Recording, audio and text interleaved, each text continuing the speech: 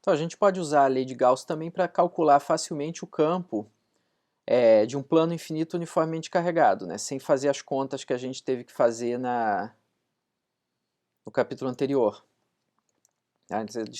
Esse plano infinito é caracterizado por uma densidade superficial de carga sigma, constante no espaço. A gente pode representar esse plano por algo assim.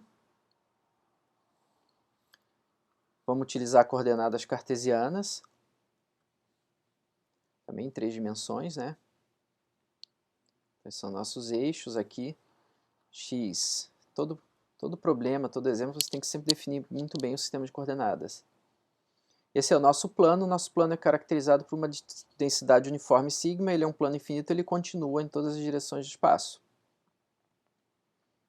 Antes, a gente usou um argumento de simetria, que a gente dizia que, como o plano é infinito, a gente usou um argumento de simetria, não, a gente subdividiu esse plano em anéis concêntricos e a gente foi fazendo o limite desses anéis terem raio infinito, a gente concluiu que esses anéis produziam sempre campo perpendicular ao plano do anel, e a gente chegou, via integração, ao resultado simples, né, para o campo de um plano infinito, que era sigma sobre 2ε0. A gente vai chegar a esse mesmo resultado aqui, de uma maneira mais simples. E a gente precisa usar o mesmo argumento de simetria. Se você tem o plano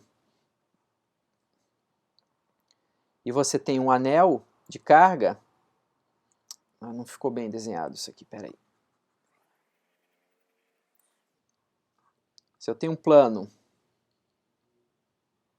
e eu tenho um anel de carga, eu vou ter sempre um pedaço dq, um elemento infinitesimal de anel dq que vai me produzir um campo aqui.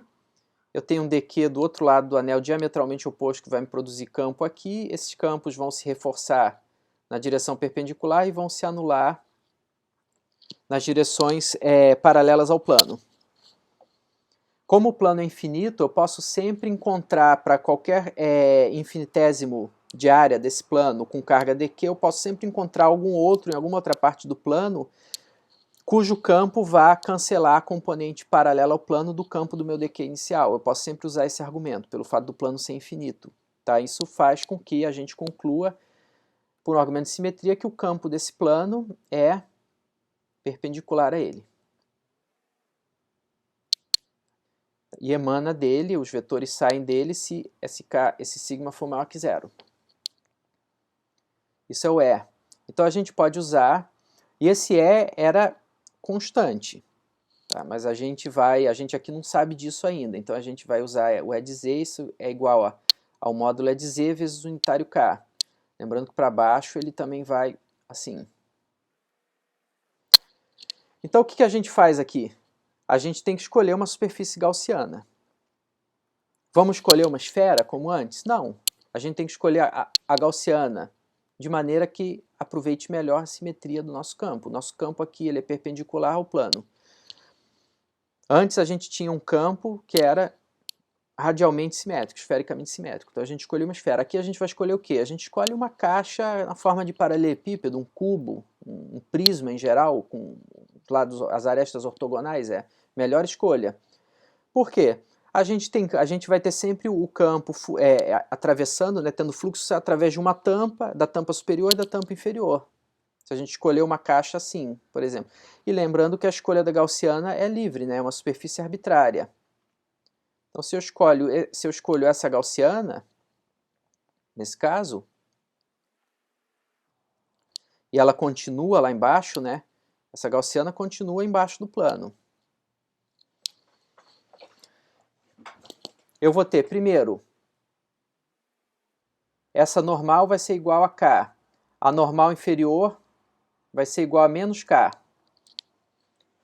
As normais laterais vão ser iguais, a normal aqui vai ser igual a I. A normal aqui vai ser igual a menos I. E menos J e J para as outras faces. Mas a gente não vai precisar dessas faces. Por quê? Porque não tem fluxo através delas. Você já vê pelo desenho, só tem fluxo através dessa superfície superior e da tampa inferior aqui. A gente poderia escolher um cilindro também, tipo uma lata de biscoito? Poderia também. Não tem problema, mas vamos trabalhar com a caixa em forma aqui de paralelepípedo.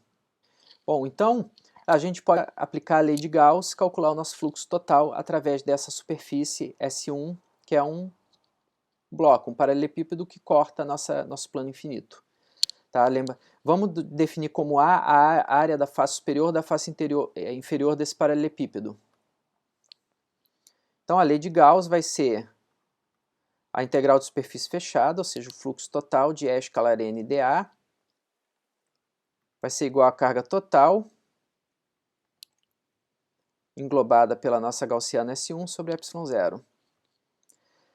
Essa integral de fluxo, a gente pode lembrar lá do exemplo da carga pontiforme circundada, englobada por uma superfície cúbica. A gente calculava o fluxo total como a soma de 6 fluxos, um através de cada face do cubo.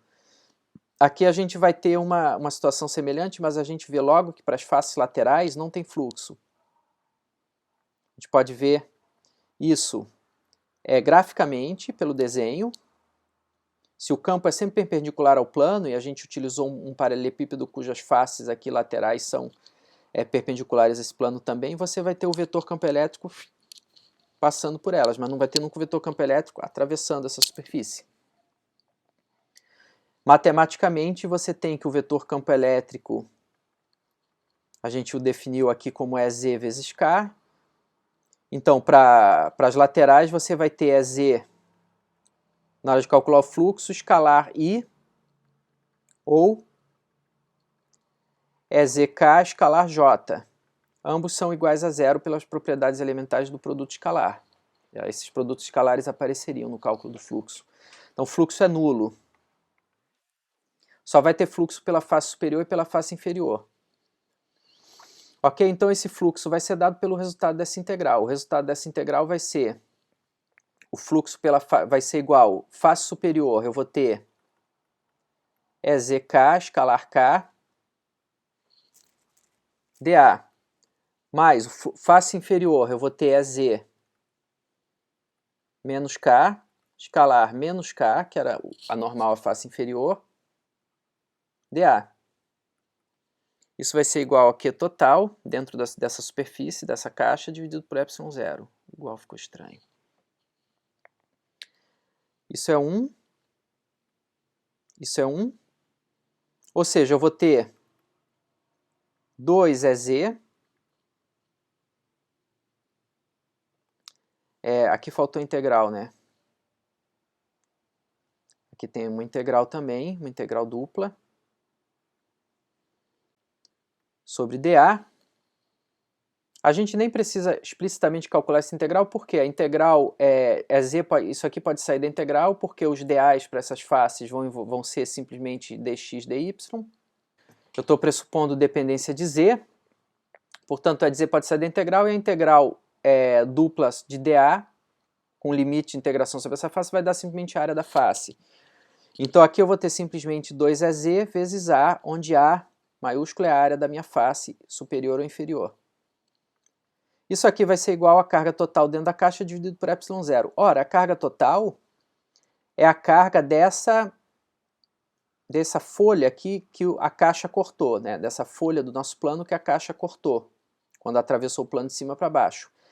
Isso tem área A também. Como o plano tem densidade superficial uniforme sigma, essa carga total vai ser sigma A sobre ε0.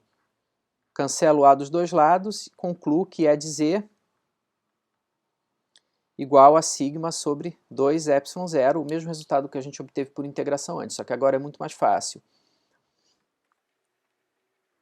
Perpendicular ao plano e não depende de Z. Não depende da distância até o plano. Mesmo um resultado importantíssimo que vai ser muito útil em várias discussões ao longo dessa primeira parte do curso. Bom, é interessante também, após a gente ter feito o cálculo do campo de um plano infinito com densidade uniforme de carga sigma, a gente fazer, usando a lei de Gauss, a gente fazer essa mesma conta, em vez de usando uma superfície gaussiana em forma de paralelepípedo, usar uma gaussiana com forma de cilindro. E o resultado vai ser o mesmo. mas é uma construção também prática. Então, a gente já havia estabelecido que esse campo elétrico é uniforme, aponta para cima. A gente até sabe do capítulo anterior e do cálculo anterior desse capítulo o módulo dele. Então, a gente teria que só ter o trabalho aqui de cálculo, de desenhar agora a nossa nova gaussiana. Opa. Que agora ela tem uma forma de um cilindro, como se fosse uma lata.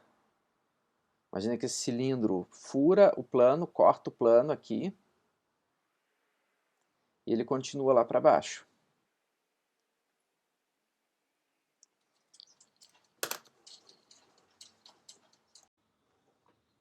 Então, nossa gaussiana tem a forma de um cilindro, eu vou chamar isso da gaussiana S1. O campo vai sempre ser perpendicular ao plano, tá? Tanto na parte superior quanto na parte inferior. Ele vai furar, vai ter fluxo, né? Ele vai atravessar as tampas, digamos, dessa lata, elas têm área A, as bases desse cilindro. Não há nenhum fluxo pela superfície lateral, ok? A normal superior é K, a normal inferior é menos K, a normal em qualquer ponto lateral vai ser unitário R das coordenadas cilíndricas. Aqui é oportuno só dar uma recapitulada como são as coordenadas cilíndricas. Em coordenadas cilíndricas você tem aquela situação em que você tem no plano XY um círculo. Tá? Você tem como se tivesse coordenadas polares no plano XY. Aqui eu tenho X, aqui eu tenho Y, aqui eu tenho Z. Então você vai localizar algum ponto no espaço através de o ângulo que ele faz com o semi-eixo x positivo, aquele ângulo azimutal semelhante às coordenadas esféricas. A distância no plano XY até a origem, essa distância é R, vamos desenhar até em outra cor.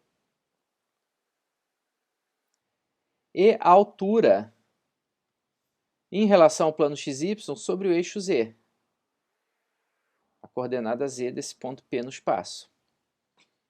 Então é como se você tivesse as suas coordenadas polares usuais aqui no plano XY e você usasse uma coordenada cartesiana Z para localizar a altura do ponto em relação ao plano XY, ou seja, você localiza os pontos como se eles estivessem sobre a superfície de um cilindro. Imagina que você tem um cilindro aqui que continua para baixo, que continua para cima, e você vai localizar esse ponto através das coordenadas R, φ, Z, tá? Onde R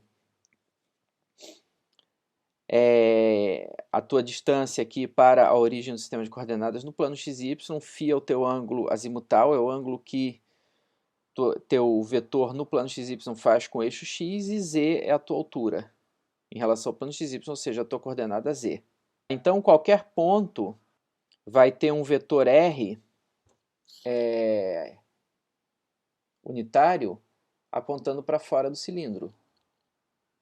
Tá? Os unitários vão ser o R, um Z unitário, vou chamar aqui, apontando assim, um φ unitário apontando aqui, tangente ao círculo. Esses vão ser os seus três vetores unitários.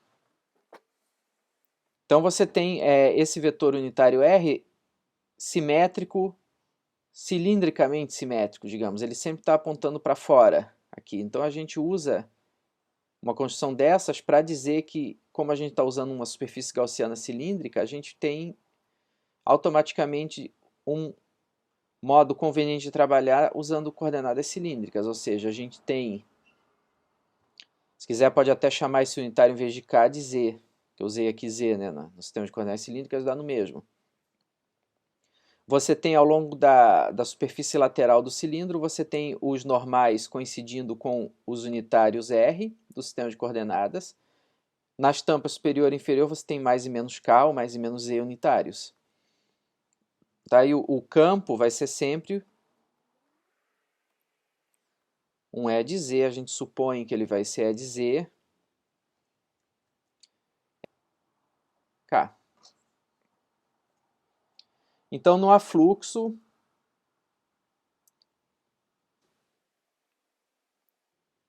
agora é uma superfície lateral, né? Pela superfície lateral do cilindro.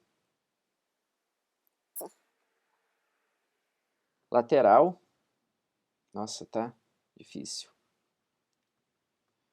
Pois K escalar R igual a zero. Teu campo sempre é paralelo ao eixo Z e tua normal da superfície lateral do cilindro é sempre igual ao unitário R do sistema de coordenadas cilíndricas. Esse produto escalar é zero, pois eles são sempre ortogonais, por definição, por construção. Então, nossa aplicação da lei de Gauss vai ficar que o fluxo total pela superfície fechada de E de R é de Z, K, escalar N, dA igual a carga dentro da superfície gaussiana, ela corta uma seção aqui de área A do nosso plano infinito, logo essa carga total vai ser igual a A vezes sigma. A gente já fez essa conta, dividido por epsilon zero. O fluxo total, a gente só tem fluxo pelas tampas superior e inferior dessa superfície gaussiana, logo o fluxo vai ser igual a E de Z A para a tampa superior e E de ZA para a tampa inferior, logo 2 E de ZA. Isso aqui vai ser igual a A sigma sobre epsilon zero, elimina os A's e a gente vai ter que o E de Z é igual a sigma sobre 2 epsilon zero, independente de sigma, independente de Z. Mesmo resultado que a gente tinha obtido. Se quiser, bota o unitário K para indicar que ele é, e o sinal, né, da coordenada Z para indicar que acima do plano XY, para Z positivo, isso aponta para cima, para Z negativo, ele aponta para baixo. O modo ideal seria a gente escrever esse campo como E igual a sigma sobre 2 epsilon zero K para Z maior que zero e menos sigma sobre 2 epsilon zero K para Z menor que zero.